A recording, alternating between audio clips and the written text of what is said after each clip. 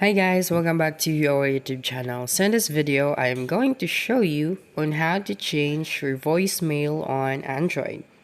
This is just a very short tutorial, so be sure to watch it till the end. Now just open your phone application and then you can see this three dots at the top right corner of the screen. Just tap on it.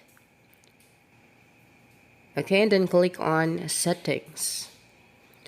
Now scroll down until you see the voicemail option, so just tap on it and then click on the number that you want to change the voicemail and then click on advanced settings.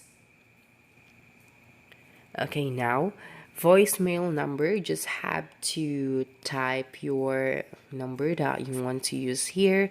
So for example, okay, 0945455, and then tap on OK. Now your voicemail number has been changed. So that's it.